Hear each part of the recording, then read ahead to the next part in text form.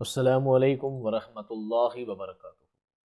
عزیز دوستوں، ساتھیوں، میں محمد شہزاد خان آپ تمام ہی کا اپنے چینل اسکے ڈویژن میں خیر مقدم کرتا ہوں۔ آپ تمام ہی کا تہہ دل سے استقبال کرتا ہوں۔ امید کرتا ہوں آپ تمام ہی خیر عافیت سے ہوں گے اور خوش و خرم زندگی گزار رہے ہوں گے۔ طنز و مزاح کا سلسلہ چل رہا تھا، طنز و مزاح کے باری باری ایک ایک ویڈیو چل رہے تھے۔ اسی سلسلے میں آج کا جو ویڈیو ہے وہ ہے دوستوں الٹا درخت کو لے کر۔ تو آئیے سوال پڑھتے ہیں اور اس کی جانب چلتے ہیں۔ سوال کیا ہے؟ الٹا درخت کی روشنی میں کرشن چندر کی طنز و مزاح نگاری پر اظہار خیال کیجیے۔ جواب دیکھیے۔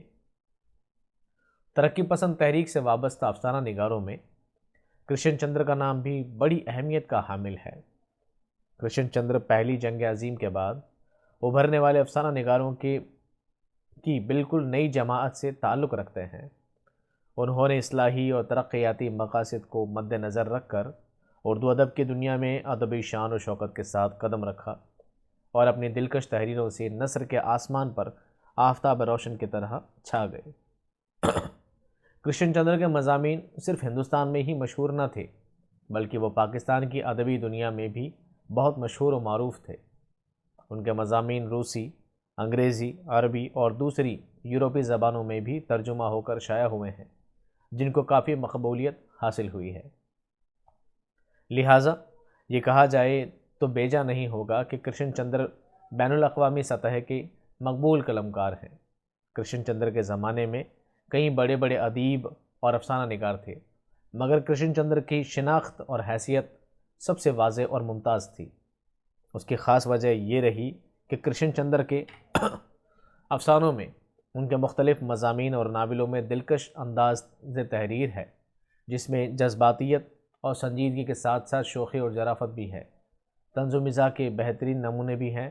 وہ خواص و عوام کی زندگی سے تعلق رکھنے والے موضوعات کو بہت دلکشی اور دلچسپی کے ساتھ پیش کرتے ہیں۔ کرشن چندر کی تحریر الٹا درخت ان کی ایک بہترین اور بے مثال قلمکاری ہے، جس میں انہوں نے طنز و مزاح کے عجیب و غریب پہلو ابھارے ہیں۔ حیات و کائنات کے وہ گوشے جو بہت اہمیت رکھتے ہیں مگر بہت کم لوگوں کو دکھائی دیتے ہیں، ان کو کرشن چندر نے الٹا درخت میں نہایت دانش مندی کے ساتھ طنز و مزاح کی رنگت میں ڈھال کر ابھارا ہے، اور یہ ثابت کیا ہے کہ ان میں طنز و مزاح کی زبردست قابلیت تھی۔ ہم الٹا درخت کو کرشن چندر کے طنز و مزاح کی ایک شاہکار تحریر یہ کہہ دیں کہ مبالغہ نہ ہوگا۔ ہم اپنی زندگی میں صبح سے لے کر شام تک طرح طرح کے عجیب و غریب ناہمواریوں، بے اعتدالیوں اور مضحکہ خیز پہلو دیکھتے ہیں، مگر ان کو عام نگاہوں سے دیکھ کر کچھ دیر بعد فراموش کر دیتے ہیں، جبکہ ان کا انسانی حیات و کائنات سے گہرا رشتہ ہوتا ہے۔ کرشن چندر نے ان پہلوؤں کو غور و فکر سے دیکھا اور سمجھا، اور ان کو طنز و مزاح کے ساتھ الٹا درخت میں اس طرح پیش کیا ہے کہ یہ الٹا درخت ان کی ایک یادگار تحریر بن گئی۔ یہ تحریر برائے تحریر نہیں ہے اور اس کا طنز و مزاح برائے طنز و مزاح نہیں ہے، بلکہ کرشن چندر نے بڑے ادب و احترام کے ساتھ طنز و مزاح کے ذریعے ہمارے حالات و واقعات کی اثردار اور سچی اور بامقصد ترجمانی کی ہے۔ الٹا درخت ہمیں لطف و مسرت اور شوخی و ظرافت کے سمندروں میں موجوں کی طرح اچھلنے کودنے پر آمادہ کرتا ہے، اور ہمیں سنجیدگی سے ڈبو کر دعوت غور و فکر بھی دیتا ہے۔ اور اس بہترین انداز بیان کی وجہ سے کرشن چندر کی تحریر الٹا درخت یقینی طور پر قابل قدر اور یادگار تحریر ہو گئی ہے، اور اس میں موجود نایاب طنز و مزاح کی بدولت ہم اس کو طنز و مزاح کا شاندار نمونہ بھی کہہ سکتے ہیں۔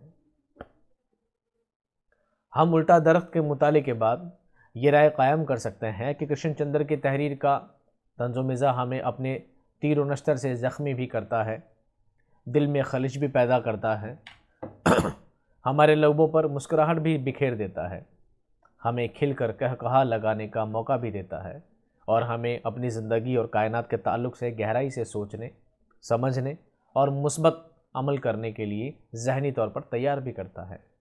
کرشن چندر کی قلمکاری میں مسکراتے ہوئے نظارے ہیں، لہلہاتے ہوئے سبزہ زار ہیں، جھرجھراتے ہوئے آبشار ہیں، کلیوں کی چٹک ہے، پھولوں کی مہک ہے۔ ان سب کے باوجود سماجی واقعات اور انسانی حالات کی کڑواہٹ کانٹوں کی طرح چبھتی ہوئی محسوس ہوتی ہے۔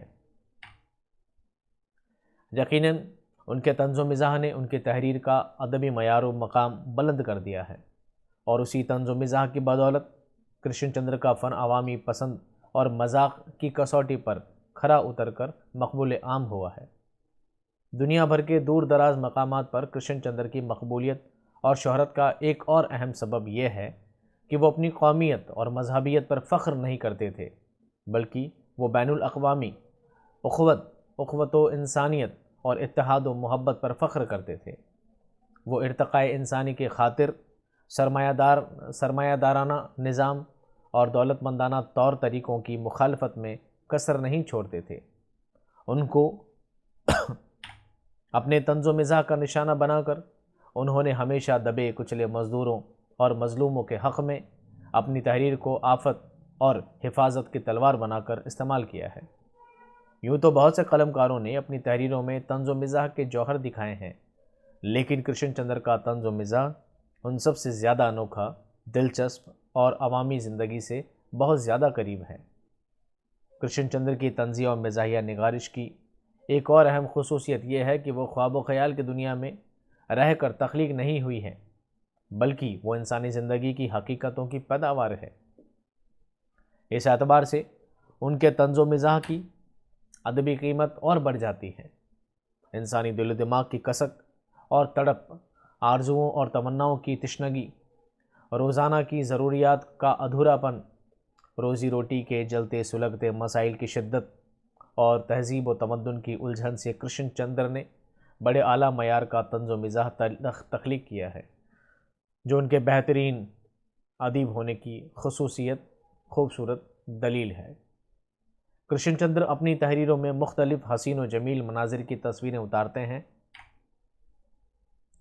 اتارتے ہوئے بھی خوبصورت طنز و مزاح پیدا کرتے ہیں جو دل و دماغ کو متاثر کرتی ہے۔ اس رائے سے سبھی کو اتفاق کرنا ہوگا کہ کرشن چندر کی تخلیق الٹا درخت ان کے طنز و مزاح کی بہترین قلمکاری ہے۔ صرف الٹا درخت ہی نہیں، ان کے کئی مضامین میں، افسانوں، ناولوں میں بھی اعلیٰ نمونے دکھائی دیتے ہیں، اور اسی طنز و مزاح نے ان کا ادبی مقام دوسری کئی قلمکاروں سے بلند و بالا بنا دیا ہے۔ کرشن چندر کے طنز و مزاح میں پطرس کی سی انگریزیت، اکبر کی سی ہندوستانیت، رشید احمد صدیقی کی سی تہذیبی نشتریت اور ملا رموزی کی سی ظریفانہ حلاوت بھی ہے۔ ان خصوصیات کا امتزاج کرشن چندر کے طنز و مزاح میں بڑی خوبی سے نظر آتا ہے۔ مجموعی طور پر کرشن چندر کی اردو ادب کی دنیا میں ایک قلمکارانہ شخصیت تو عظیم ہے ہی، مگر طنز و مزاح کے میدان میں بھی وہ سب سے انوکھے اور بے مثال نظر آتے ہیں۔ یہ تھا کرشن چندر کا طنز و مزاح کا تنقیدی جائزہ۔ اس کے بعد ہم نیکسٹ ویڈیو میں مضامین پطرس کا کوئی ایک مضمون کا خلاصہ پڑھیں گے۔ تو ملتے ہیں ہم نیکسٹ ویڈیو میں بہت جلد۔ تب تک خوش رہیے، آباد رہیے، خدا حافظ۔